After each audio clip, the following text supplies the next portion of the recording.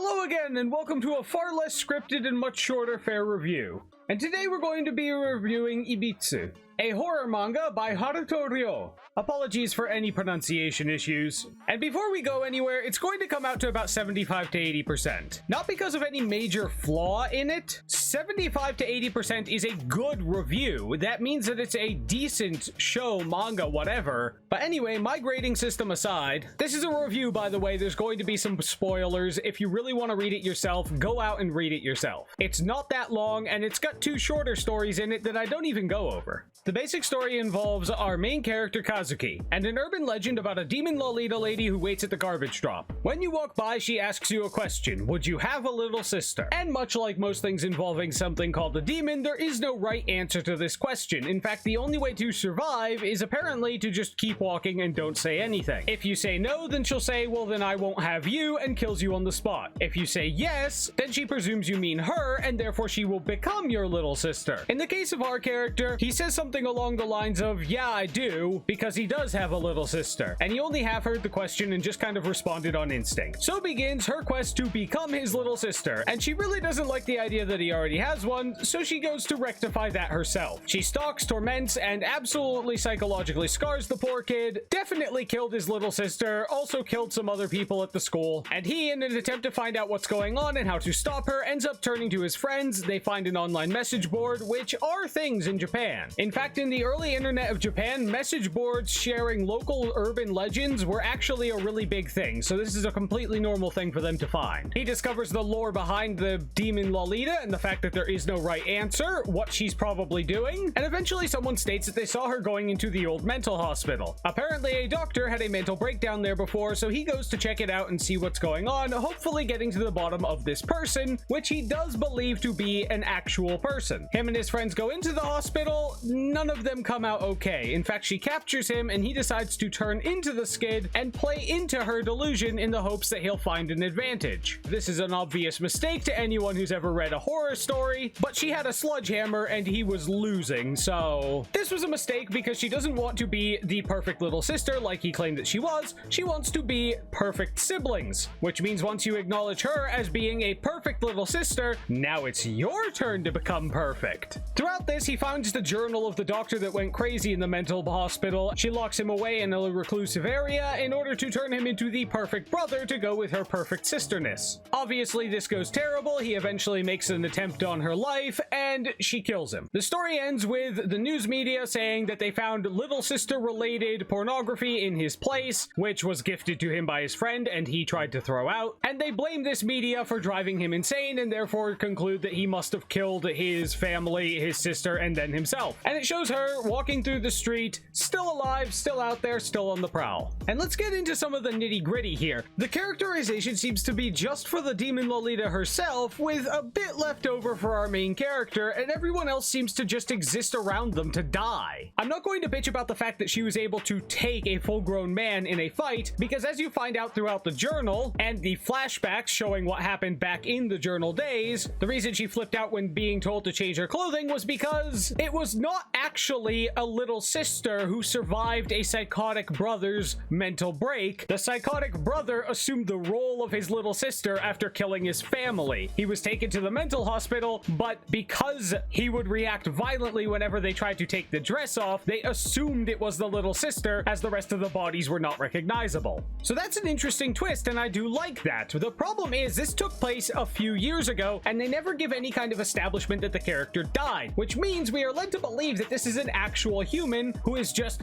off their rocker, and I'm totally fine with that as an antagonist. But in this case, I'm having a little bit of trouble because you insist that it's a human. This person had to tie doors shut, required a key in order to enter a room, had to get a sledgehammer in order to murder people, seemed to actually be limited by its ability to see where you are, and could be pushed, fought against, and physically interacted with aggressively, meaning you could fight and potentially stab this person. Yet at at the same time, it suffers from quote-unquote human psychopath syndrome from horror movies, in that the speed at which this character gets from one place to the other never seems to be explained. They just kind of appear behind people. There was one page where this character literally crawled along the ceiling. Is this a human? It seemed to be able to bleed, and it could be pushed over and fought with, and it never used any kind of supernatural ability other than one sequence when its voice seemed to be coming from everywhere, but the main character could have very well been imagining the hands reaching out from all angles. As he said, it was incredibly dark in there. We already have enough problems with games and movies thinking that startling people means that they're scary. Don't add to it by trying to have your cake and eat it too. If this was a demon, then it had absolutely no bearing on the story, as every confrontation had it bound by human limitations. Well, psychotic human limitations, which, albeit, are a bit further than the average person's, but I can't climb on the ceiling. I don't know, I might need a little bit more backstory on this character. But overall, it was a very enjoyable story as far as a horror story goes. A short horror story like this would make for an excellent 22-minute short or something. And it's one of my favorite types of horrors because it's a type of horror where the main character did not do anything necessarily wrong. They went to the police, he attempted to do logical research. He tried to alert authorities. Now, admittedly, he only tried to alert authorities once, and maybe going into a mental hospital at night wasn't the appropriate thing to do. Also, I don't think baseball bats are restricted in Japan, so he probably could have picked up at least a baseball bat to defend himself. But overall, he didn't go through the ultimate stupid transformer that people like in the newest Halloween movie did.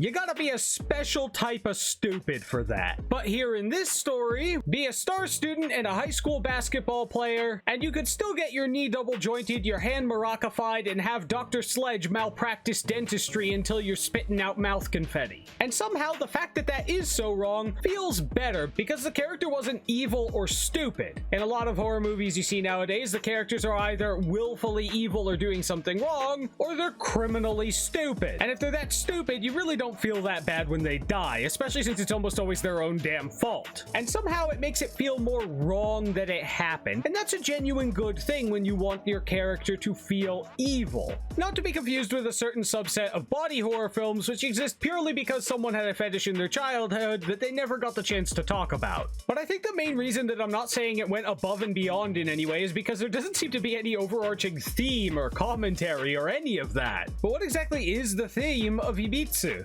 You shouldn't talk to people in cosplay at the garbage dump? Don't ask the police for help? Carry more weapons when investigating places? I mean, hell, what was the lesson behind the death of his sister? Don't be related to people who answer questions that they hear? The theme seems to be something along the lines of, it really sucks to be unlucky, huh? It doesn't seem to be going for anything deeper than that, and you know what? I'm totally okay with that, but I'm not going to give it bonus points on something it didn't have in it. Overall, I'd say it was worth the read, but I'm still going to stick around the 80% mark for it. So like, share, follow, comment, subscribe, all those things you can do later, and if you don't, then I'll appear in your closet at 3 a.m. And let me know what your favorite type of horror is. Do you like something a little more psychological that preys on a deeper feeling? Do you like something more along the lines of what I said before, where the characters are so stupid you're almost glad that they die? Do you need therapy and somehow haven't gotten it yet? It's no secret that I'm a creature feature thriller kind of guy myself. Let me know, and if you're upset that I reviewed a book for some reason, I suppose you could go down and be entertainingly angry.